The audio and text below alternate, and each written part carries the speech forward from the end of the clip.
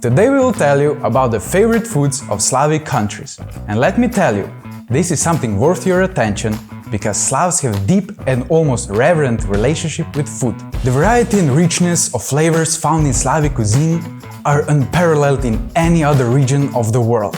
If we were to cover all the incredible dishes of Slavs, we'll have to make the entire TV series. But today we want to introduce you to 10 of the most popular dishes that amaze everyone who tries them. So let's get started. Borscht. The world famous borscht is incredibly popular in Ukraine, Belarus, Russia, Eastern Poland and Slovakia. Recently, UNESCO recognized Ukrainian borscht as part of the intangible cultural heritage list, officially acknowledging its geographic origin. In Ukraine, borscht is treated with almost religious devotion. Not knowing how to make borscht can even be seen as a serious shortcoming. Historians say that people have been cooking borscht for over 500 years. To give you an idea of just how popular it's among Slavs, here's an astonishing fact. There are over 800 different recipes for making borscht. Every home cook treasures their own unique recipe and spends a lifetime perfecting it. How is borscht made? The main ingredients of borscht are meat broth and cabbage. Traditional broth is made with beef, but you can also find borscht prepared with pork, duck or chicken broth. One sure way to identify borscht, and not just any soup, is by presence of cabbage. No matter how many variations exist, borscht is never made without it. Another distinctive feature of this dish is its reddish color, which comes with beets and tomatoes. It also typically includes potatoes, onions, carrots and fresh herbs. The meat used for the broth is removed from the bones, cut into pieces and added back to the pot. Borscht isn't a festive dish. It's an everyday meal, usually enjoyed with pork fat, garlic and spicy peppers. It's also believed that to appreciate borscht fully, you should begin your meal with a strong drink. One more curious fact that highlights the popularity of borscht. In Russia and Ukraine, an unofficial borscht index is used to measure the real purchasing power of the local currency, similar to the Big Mac index. The index reflects the cost of all the ingredients needed to cook a pot of borscht. Let's move on. Another world-famous Slavic dish is Żurek. This soup is considered to have originated in Poland, but is also popular in neighboring Czechia and is regarded as a signature dish in restaurants across other Slavic countries. One of the most impressive ways Żurek is served is in a bread bowl, a practical and fun way to enjoy it. You eat the soup and the bowl at the same time. Żurek is made with rice sourdough, which gives it a unique, slightly spicy flavor. It's traditionally served with sausage, smoked meats and a boiled egg, making it a hearty and filling dish. If you ever visit Poland or Czechia, be sure to order Żurek at the restaurant. You won't regret it. Another must-try dish in Poland is pierogi. Here's what they look like. The filling can be absolutely anything. In Russia, Belarus and Ukraine, this dish is known as Draniki, and the filling typically includes potatoes, cheese, cottages or berries. However, when it comes to meat-filled dumplings, they take on a different form and are called pelmeni. Unlike pierogi or vareniki, pelmeni were not originally a Slavic dish. They were introduced from Caucasus and Central Asia. In Poland, pierogi all have the same distinctive shape, but they come with variety of fillings: potatoes and onions, mushrooms, cottage cheese or regular cheese, minced meats or even berries. They're usually served with sour cream, smetana or various sauces. And trust me, it's delicious. The homeland of next dish you absolutely must try is Belarus. It's called Draniki, crispy potato pancakes. They're incredibly easy to make. To prepare them, raw potatoes are grated, either by hand or in a blender, alongside with a small amount of onion. Then, a raw egg is added to the mixture and it's fried in a pan just like regular pancakes, about 2 to 3 minutes on each side until golden brown. Draniki are considered the most popular dish in Belarus, but they're also widely enjoyed in Poland, Ukraine and Slovakia. They're traditionally served with sour cream or any types of sauces. We're moving on to the next dish. We can't talk about Slavic cuisine without mentioning a roasted pork knuckle. This is more of a festive dish, beloved across all Slavic countries, but especially in Czechia, Slovakia, Poland and Slovenia. When cooked properly, pork knuckle is incredibly tender on the inside, with meat that falls right off the bone and practically melts in your mouth. On the outside, however, It has a crispy, golden brown crust. Some people avoid this dish because they assume it's too fatty, but they're making a huge mistake. Deep-fried French fries contain far more fat than pork knuckle, which is usually roasted in the oven or grilled. Pork knuckle is one of the tastiest cuts of pork, and it's surprisingly easy to prepare at home. This flavorful, juicy dish pairs perfectly with horseradish, mustard, spicy peppers, and a thick slice of fresh bread. For a side dish, try serving it with braised spinach or sauerkraut, a classic combination.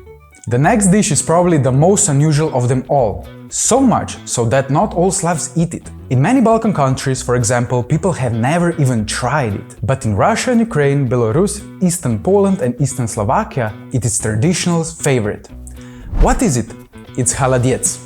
To prepare authentic Kholodets, you need pork or beef trotters, a pig's head or any cuts rich in collagen, along with additional meat. Proper Kholodets is simmered for at least 18 hours. Once the meat is fully cooked, it's finally chopped, placed into the serving dishes and covered with gelatin-rich broth. Thanks to the natural collagen, the broth solidifies as it cools, creating a meat jelly. Kholodets looks like savory meat pudding and it's traditionally made in winter, often served as festive dish for Christmas and New Year's celebrations. It is always served with mustard or grated horseradish. If you ever get the chance, you must try this unique and exotic Slavic dish at least once in your life. Our next dish is extremely popular in Slovenia, Croatia, Serbia, Montenegro, North Macedonia and Bosnia. It's called Ajvar. In the grocery stores of those countries, you'll find dozens of different variations of Ajvar. It's just as popular here as Borscht is in Ukraine. Ajvar is a vegetable spread made primarily from sweet red peppers. Depending on the level of spiciness, a small amount of hot chili pepper might be added. Ajvar can be spread on the bread, served as a side dish with meat, or even paired with fried eggs. Homemade Ajvar is a big tradition, and many families prepare it themselves. In rural homes, it's common to store 50 to 60 jars of this incredibly delicious spread in their cellars. If you find yourself in the Balkans, be sure to try Ajvar. It will definitely be on the menu of any restaurant. To stay in the Balkans a little longer, meet our next dish, Burek, the king of street food in Slovenia, Croatia, Serbia and Montenegro. This delicious pastry is made from flaky phyllo or yeast dough, filled with cheese, meat, fruits or vegetables. What makes Burek instantly recognizable is its distinctive shape.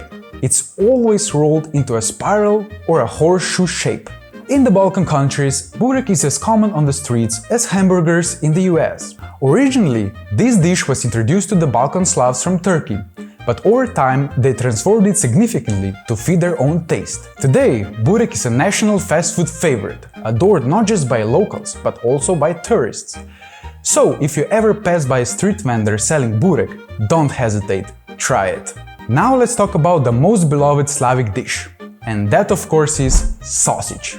You might say, wait, isn't sausage a German thing? Yes, German sausages are world famous, but Slavs love their sausages just as much. And they have completely different variations and they're nothing like German ones. Every country has its own favorite sausage.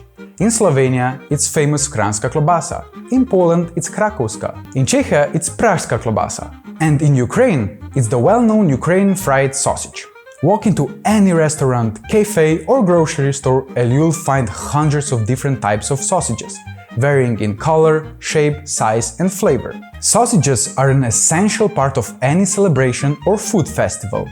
They can be boiled, smoked, fried, roasted in the oven or grilled. Slavs make sausages from all kinds of meat, including wild game. To enhance the flavor, the fillings often include unexpected ingredients. Anything from pumpkin seeds to sesame, to raisins and dried apricots. You've probably had sausage before and might think, I already know what it tastes like. But don't be so sure. Slavic sausages have a distinct taste that sets them apart from the ones made in Germany, Spain or France. If you ever find yourself in Slavic country, be sure to try locally made sausages from small farmers. You'll discover completely new flavors and be pleasantly surprised. We have reached the final Slavic dish. The most attentive viewers might have already suspected that we forgot something important. No, we didn't forget. We're presenting one of the most famous dishes in the world, Russian Blini. This simple yet beloved dish is easy to make. To prepare traditional blini, you need milk, flour, eggs and sugar. Sometimes yeast is added to the batter. The thin batter is poured onto the hot pan and fried for about a minute on each side. Flipping a delicate, paper-thin blin without tearing it requires a special technique, mastered by skilled cooks. Blini are typically served with sour cream, honey, condensed milk or berry jam. They can be filled with cottage cheese or minced meat, but the most luxurious variation is blini with caviar, a true delicacy and symbolism of exquisite taste and wealth. Blini are the traditional dish of Maslenica, an ancient Slavic festival celebrating the victory of spring or winter. It's no surprise that these round, golden pancakes, resembling the sun, became the symbol of the holiday. That's it for our top Slavic dishes. If you think we missed an important dish, let us know in the comments. If you'd like us to cover the cuisine of a specific country in more detail, feel free to send us your suggestions. For now, all that is left is for me to wish you a delicious meal. Explore new foods and enjoy the experience. And with that, I'll say goodbye for now. It's time for me to grab something to eat.